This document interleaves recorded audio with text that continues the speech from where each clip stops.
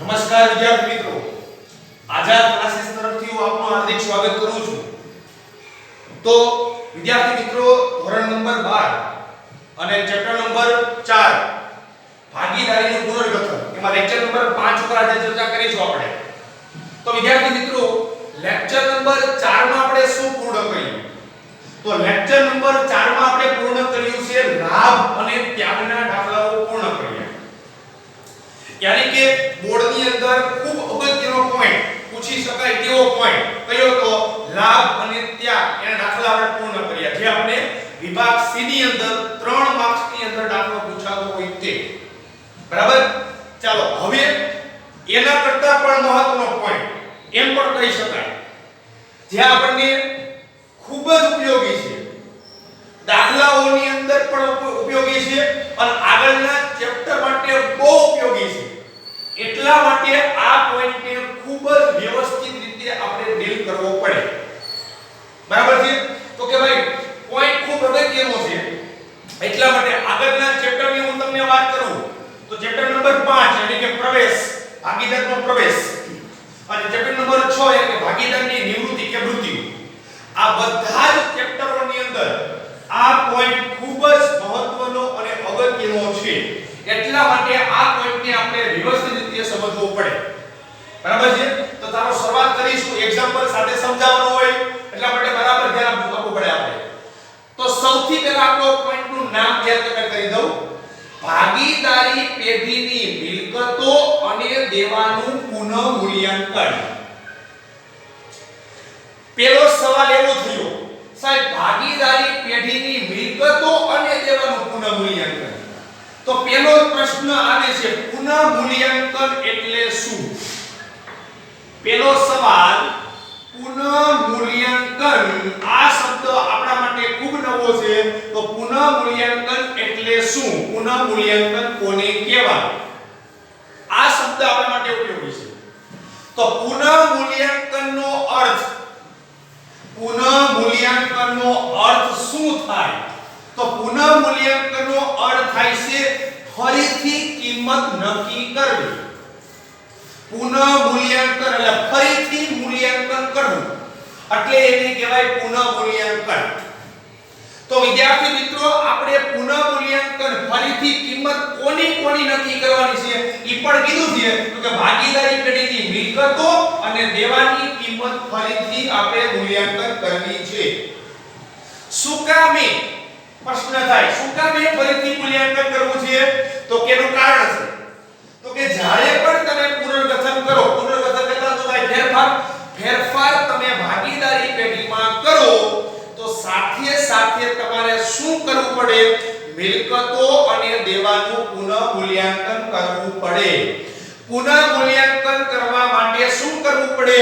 તો પુનઃમૂલ્યાંકન કરવા માટે સૌથી પહેલા આપણા ચોપડામાં, એટલે આપણા ચોપડામાં કહેતા શું થાય? આપણા પાકા સરવૈયાની અંદર બધી જ મિલકતો હોય, બધા જ દેવા હોય. તમને ખબર છે કે પાકા સરવૈયાની અંદર બે બાજુ હોય, પહેલા મૂડી દેવા અને પછી મિલકત લેણા. મિલકત લેણા આપણી બધી મિલકતો હોય છે અને મૂડી દેવા આપણી બધી મૂડી અને દેવા હોય છે. ઓકે? તો મિલકત લેણા બાજુ બધી જ મિલકતોને લેણા દર્શાવવામાં આવે છે, એ આપણે બધાને ખબર છે. તો જે પણ મિલકતો તમે જોઈ રહ્યા છો એ મિલકતનું પુનઃમૂલ્યાંકન કરવું પડે છે. શું કામે? એની હું કામ એને નવી કિંમત હું કામ લાવવી પડે છે એનું કારણ તમને કહી દઉં. આપણે ચોપડામાં અત્યાર સુધી તો ઈ ડીલ કરતા હતા, આ આપણી ચોપડાની કિંમત છે, ચોપડાની કિંમત છે, પણ આની ખરેખર બજારમાં કિંમત તો પૂછવા જાવ તઈ આપણને ખબર પડે કે આની ખરેખર કિંમત શું છે. એટલા માટે યાદ રાખજો બરાબર, પુનઃમૂલ્યાંકન કોને કહેવાય? પુનઃમૂલ્યાંકન કહેતા શું થાય? તો કે પુનઃમૂલ્યાંકન કહેતા ફરીથી મૂલ્યાંકન કરવું, ફરીથી મૂલ્ય કરવું. કોનું મૂલ્યાંકન કરવાનું છે? તો કે મિલકતો અને દેવાનું પુનઃમૂલ્યાંકન કરવાનું છે. તો વિદ્યાર્થી મિત્રો, અહીંયા આપણે શું કરીશું? મિલકતો અને દેવાનું પુનઃમૂલ્યાંકન કરીશું. બરાબર છે? તો ચાલો હવે આપણે શરૂઆત કરીશું.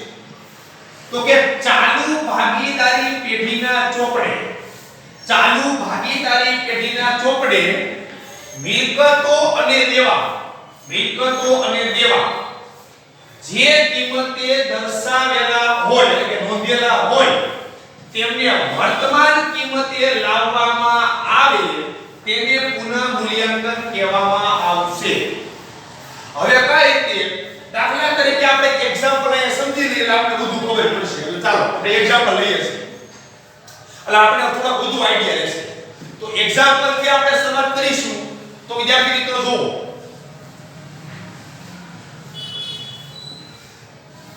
દાખલા તરીકે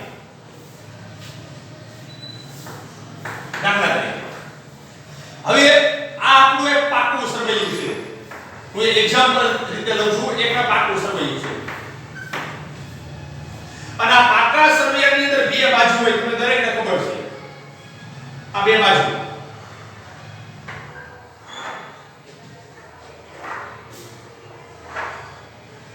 પેલી બાજુને આપણે જમા કહીએ છીએ પણ કહેવાય તેને મૂડી દેવા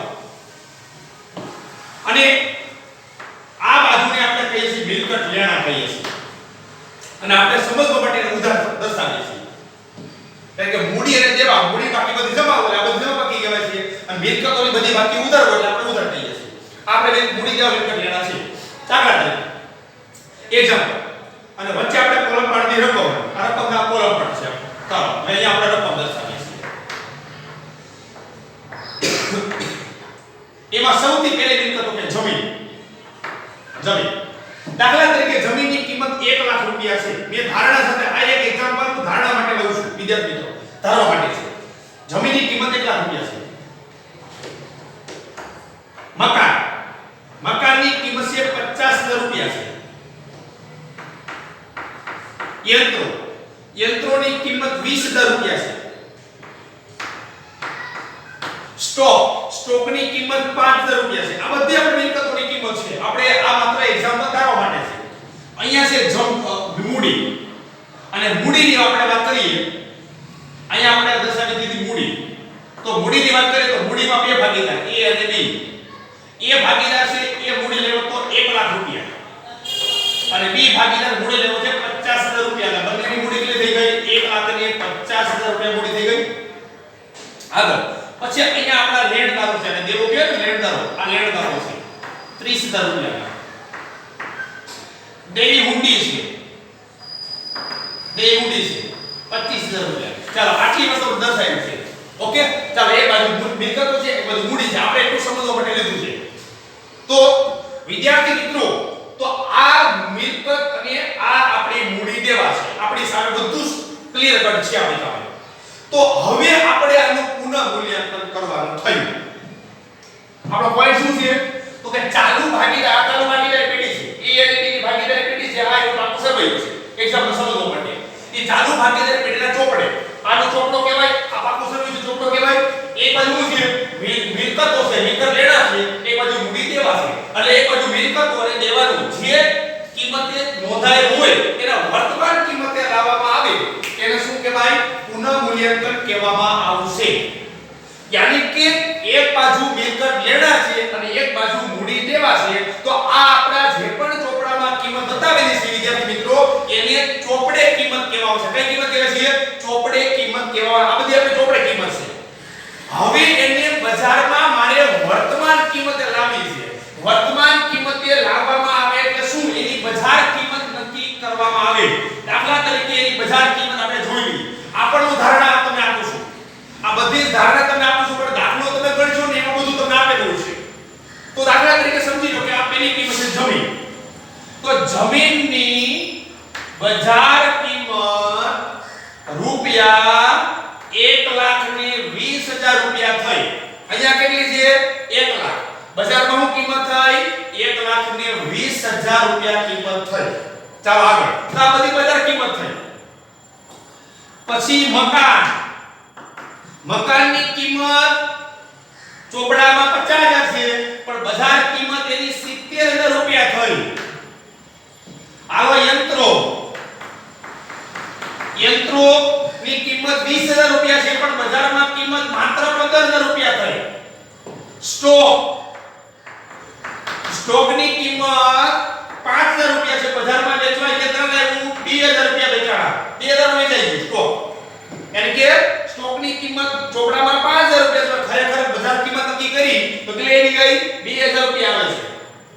એવી રીતે દેવામાં લેણદારોની કિંમત, ચાલો લેણદારોની કિંમત કેટલી હતી 30000 રૂપિયા, પણ બજારમાં જ્યારે દેવું લેણદારોની કિંમત બજાર કિંમત નક્કી કરવામાં આવી તો કેટલી થઈ ગઈ 25000 રૂપિયા. ચાલો પછી આવશે દેવી હુંડી. દેવી હુંડીની કિંમત બજાર ચોપડે કિંમત કેટલી છે ચોપડામાં 25000 રૂપિયા, પણ દેવાં થયા ત્યારે કેટલા નક્કી થયા 35000 રૂપિયા. ચાલો આ બધી વસ્તુ આપણે બજાર કિંમત નક્કી થઈ તો વિદ્યાર્થી મિત્રો શું કહેવાય, ચાલુ ભાગીદારી પેઢીના ચોપડે મિલકતો અને દેવા જે કિંમતે નોંધેલા હોય તેને વર્તમાન કિંમતે લાવવામાં આવે તેને પુનઃમૂલ્યાંકન કહેવામાં આવે છે. યાની કે વિદ્યાર્થી મિત્રો અત્યાર સુધી આપણે કઈ કિંમત દર્શાવતા ચોપડે કિંમત, હવે આપણે કઈ કિંમત દર્શાવવાની છે બજાર કિંમત. તો આ કિંમત દર્શાવવામાં આવે એને શું કહેવાય તો કે પુનઃમૂલ્યાંકન કહેવામાં આવે છે. હાલો આગળનો પોઈન્ટ, નેક્સ્ટ પછીનો પોઈન્ટ, મિલકતો અને દેવા. મિલકતો અને દેવા, મિલકતો અને દેવા તેની નવી કિંમત દર્શાવવામાં આવે તેને પણ પુનઃમૂલ્યાંકન કહેવામાં આવશે. કેમ કે બંનેમાંથી કોઈ પણ એક વ્યાખ્યા તમે પુનઃમૂલ્યાંકનની લખી શકો. વિદ્યાર્થી મિત્રો યાદ રાખજો આ બંનેમાંથી એક કિંમત તમે એક પણ બે આ બંને વ્યાખ્યા સવારે છે, આ બંને વ્યાખ્યામાંથી કોઈ પણ તમે એક વ્યાખ્યા લખો તો પણ તમે જવાબ કહેવાય છે સાચો જવાબ કહેવાય છે. આગળ હવે આગળ છે પણ જ્યારે નવી કિંમત દર્શાવવામાં આવે ત્યારે કા ફાયદો થાય છે અને કા નુકસાન જોવા મળે છે. યાની કે વિદ્યાર્થી મિત્રો આ આપણી ચોપડે કિંમત છે ત્યારે આપણને કાઈ ખબર નહોતી, આપણે ચોપડે કિંમત છે આપણે ધંધો હાલતો તો આની તરફ કામ કરતા હતા, પણ જ્યારે બજાર કિંમત નક્કી કરીને ત્યારે આપણને ખબર પડી ફાયદો થયો કે નુકસાન થયો. યાદ રાખજો તો નવી કિંમત દર્શાવવામાં આવે તો કા ફાયદો થાય અને કા નુકસાન જાય છે. બેમાંથી કોઈ એક વસ્તુ બને છે, કા ફાયદો થાય કા નુકસાન થાય. તો આપણે અહીંયા જોઈ લઈએ આપણી સામે જ છે, જોઈએ આપણે. ચાલો આપણે રકમ આપણી સામે છે, આપણે નક્કી કરી લઈએ ફાયદો થયો નુકસાન થયું છે. જો બરાબર દાખલા તરીકે ચાલો પહેલું વસ્તુ છે જમીન. ચાલો અત્યાર સુધી જમીનની ચોપડે કિંમત કેટલી હતી 1 લાખ રૂપિયા, પણ બજાર કિંમત 1,20,000 થઈ ગઈ તો મિલકતની કિંમતમાં શું થયો વધારો. એટલા માટે યાદ રાખવાના પોઈન્ટ્સ પણ તમે ભૂલતા નહીં. યાદ રાખવાના પોઈન્ટ ખૂબ અગત્યના છે, વેરી વેરી મોસ્ટ આઈપી કહી શકાય. એટલા માટે યાદ રાખવાના પોઈન્ટ, મિલકતમાં વધારો થાય તો વિદ્યાર્થી મિત્રો આ 1 લાખની કિંમતને બદલે 1,20,000 થઈ ગયા, મિલકતની કિંમતમાં થયો વધારો તો મિલકતની કિંમતમાં વધારો થયો શું કહેવાય ફાયદો. અને ફાયદો ક્યાં દર્શાવવાનો પુનઃમૂલ્યાંકન ખાતાની જમા બાજુએ. તો આ નવું આવ્યું વિદ્યાર્થી મિત્રો, જ્યારે તમે મિલકતોનો દેવાનું પુનઃમૂલ્યાંકન કરો છો ત્યારે તમારે એક ખાતું બનાવવું પડે છે. ઈ ખાતાને કયું ખાતું કહેવાય છે પુનઃમૂલ્યાંકનનું ખાતું કહેવામાં આવશે. અને ઈ જો પુનઃમૂલ્યાંકનનું ખાતું બનાવો તો એની બે બાજુ હોય, એક ઉધાર હોય અને એક જમા હોય. ઓકે અને આગળ તો હવે આપણે ખાતું બનાવવું પડે છે. અને બીજી વસ્તુ પુનઃમૂલ્યાંકન ખાતાને કયા નામે ઓળખાય એવો પણ બોર્ડમાં પ્રશ્ન પૂછાય છે. તો નફા નુકસાન હવાલા ખાતા તરીકે ઓળખવામાં આવે છે. ખૂબ અગત્યનો પોઈન્ટ, પુનઃમૂલ્યાંકનને કયા ખાતે ઓળખાય છે નફા નુકસાન હવાલા ખાતા તરીકે ઓળખવામાં આવશે. આ પણ પોઈન્ટ ભૂલતા નહીં. ચાલો તો બોલો કિંમત કેટલી થઈ ગઈ, જમીનની કિંમત 1 લાખ રૂપિયા હતી, બજારમાં 1,20,000 થઈ ગઈ, 20,000 નો વધારો થયો તો એને ફાયદો કહેવાય. અને ફાયદો ક્યાં દર્શાવી દેવાનો પુનઃમૂલ્યાંકન ખાતાની જમા બાજુએ. જેટલો ફાયદો થયો એટલો કેટલો ફાયદો થયો માત્ર 20,000 નો ફાયદો થયો એ જ પુનઃમૂલ્યાંકનની જમા બાજુ દર્શાવવાનું છે. આગળ બીજો પોઈન્ટ, મિલકતમાં ઘટાડો થાય. આ પોઈન્ટ અગત્યનો છે, મિલકતમાં ઘટાડો થાય. જો બરાબર ચાલો હવે આપણે પોઈન્ટ જોઈએ છીએ. હાલો મકાન, મકાન બોલો મકાનની કિંમત કેટલી હતી બજારમાં ચોપડે કિંમત 50,000 રૂપિયા, બજારમાં કેટલી થઈ ગઈ 70,000 રૂપિયા, વધી ગઈ તો ફાયદો કહેવાય. ફાયદો પુનઃમૂલ્યાંકન ક્યાં આવે જમા. તો પુનઃ મિલકતમાં વધારો થાય એને ફાયદો કહેવાય અને ફાયદો પુનઃમૂલ્યાંકનની જમા આવશે. આગળ હવે પછીનો પોઈન્ટ બોલો યંત્રોની કિંમત. બોલો યંત્રોની કિંમત ચોપડામાં કેટલી હતી 20,000, બજારમાં નક્કી કેટલી થઈ 15,000 રૂપિયા. તો 5,000 રૂપિયાનો થયો ઘટાડો. તો એને કહેવાય મિલકતમાં થયેલો ઘટાડો. અને ઘટાડો કહેવાય એટલે શું કહેવાય નુકસાન. નુકસાન ક્યાં આવે તો કે પુનઃ મૂલ્યાંકન ખાતાની કઈ બાજુ બતાવી દેવાનું ઉધાર બાજુ બતાવવાનું જેટલું નુકસાન હોય એટલું જેટલો ફાયદો હોય એટલો આપણે દર્શાવવાનો છે એટલે કે પુનઃ મૂલ્યાંકન ખાતામાં જેટલો વધારો ઘટાડો થાય એ જ આપણે બતાવવાનો છે ચાલો આગળ હજી પણ આપણે એક એક્ઝામ્પલ આપણે લઈશું એટલે બોલાઈને આપણે બોલો સ્ટોકની કિંમત જોલો ચોપડામાં કેટલી હતી 5000 રૂપિયા બજારમાં કિંમત કેટલી થઈ ગઈ 2000 રૂપિયા તો કેટલી ઘટી ગઈ 3000 ઘટી ગઈ છે તો સ્ટોકની એટલે કે મિલકતની કિંમતમાં શું થયો ઘટાડો અને મિલકતની કિંમતમાં ઘટાડો થાય એટલે શું કહેવાય નુકસાન નુકસાન ક્યાં આવે પુનઃ મૂલ્યાંકન ખાતાની ઉધાર બાજુએ તો આ બે એક્ઝામ્પલ આપણે રકમ સાથે ટેલી કરીએ તો તમને ભૂલાય નહીં બરાબર ચાલો આગળ હવે આવશે લેણદારો લેણદાર કરતા દેવું થયું હવે દેવાદારો આવ્યો મિલકત કામ પતી ગયું ચાલો એટલે લેણદારોની ચોપડે કિંમત કેટલી છે લેણદારની ચોપડે કિંમત કેટલી છે 30000 રૂપિયા પણ લેણદારની બજારમાં કિંમત કેટલી બોલે છે 25000 રૂપિયા પહેલા આપણે 30000 રૂપિયા દેવાના હતા હવે મારે દેવું કેટલું દેવાનું માત્ર 25000 નું તો 5000 રૂપિયા મને ફાયદો થયો કહેવાય આ ભૂલતા નહીં ફરી એકવાર બોલું છું લેણદારની કિંમત ચોપડામાં 30000 મને એમ હતું કે મારે 30000 જ દેવાના છે પણ જ્યારે બજાર કિંમત નક્કી કરી ફરી પુનઃ મૂલ્યાંકન કર્યું ત્યારે ખબર પડી કે હવે મારે માત્ર 30000 જ દેવાના છે તો 5000 રૂપિયા મને શું કહેવાય ફાયદો કહેવામાં આવશે જોયેલું દેવામાં ઘટાડો થયો પહેલા 30 દેવાના હતા હવે 25 દેવાના દેવામાં ઘટાડો થાય એને ફાયદો કહેવાય અને ફાયદો પુનઃ મૂલ્યાંકન ખાતાની કઈ બાજુ આવે જમા બાજુ દર્શાવવાનો આવશે આગળ દેવું પણ દેવું જ કહેવાય દેવું દેવું છે તો પહેલા કેટલી દેવું હતું 25000 રૂપિયા દેવાના હતા હવે દેવું કેટલી થઈ ગઈ 35000 રૂપિયા તો 10000 રૂપિયા વધુ દેવાના થયા તો દેવું વાળું વધી ગયું તો દેવામાં વધારો થયો કહેવાય તો એને નુકસાન કહેવાય અને નુકસાન પુનઃ મૂલ્યાંકન ખાતાની કઈ બાજુ આવે ઉધાર બાજુ આવશે અને ઇન શોર્ટ ટૂંકમાં આના પરથી એટલું જ કન્ક્લુઝન નીકળે છે વિદ્યાર્થી મિત્રો ફાયદો પુનઃ મૂલ્યાંકન ખાતાની જમા નુકસાન પુનઃ મૂલ્યાંકન ખાતાની ઉધાર આટલું તમે યાદ રાખી લો તમારું કામ આવડે આગળ અને એક પોઈન્ટ અગત્યનો બે પોઈન્ટ છે ખર્ચા ખર્ચ હંમેશા માટે નુકસાન કહેવાય નુકસાન પુનઃ મૂલ્યાંકનની ઉધાર અને આવકને ફાયદો કહેવાય ફાયદો પુનઃ મૂલ્યાંકન ખાતાની જમા બાજુ આવશે ટૂંકમાં ખર્ચ નુકસાન ઉધાર આવક ઉત્પાદન જમા પુનઃ મૂલ્યાંકન ખાતાની જમા બાજુ આવશે યાદ રાખજો વિદ્યાર્થી મિત્રો આ જ પોઈન્ટ આપણે ઉધાર જમાના નિયમ પ્રમાણે આપણે ઉપર કરતો નિયમ છે ને ખર્ચ નુકસાન ઉધાર આવક ઉપર જમા એ જ નિયમ અહીંયા લાગુ પડે છે બરાબર છે તો વિદ્યાર્થી મિત્રો આ મેં તમને જો આટલા પોઈન્ટ તમે યાદ રાખી લેશો આટલા પોઈન્ટ તમે યાદ રાખશો તો આના પછીની પોઈન્ટ મારે લેવાનો છે આમનોંધનો તો એ તમારા આમનોંધ યાદ રાખવી પડતી નથી નખર તમારે આમનોંધ યાદ રાખવી પડશે જો આ પોઈન્ટ તમે યાદ ન રાખો તો આમનોંધ બાકી કરવી પડે આમનોંધ યાદ ન રાખો તો આ તમારે પોઈન્ટ યાદ રાખવા પડે અને આ પોઈન્ટ આપણા માટે હું કામ આવ્યો છે તો કે આવતા ચેપ્ટર ની અંદર ખૂબ જ ઉપયોગી છે ખૂબ જ મહત્વનો છે એટલા માટે ઓકે ચાલો તો આ સુધી આપણે રાખીએ છીએ થેન્ક યુ આભાર જય હિન્દ જય ભારત અને આ વિડિયો લાઈક કરો શેર કરો અને સબસ્ક્રાઇબ કરો ત્યાં સુધી જય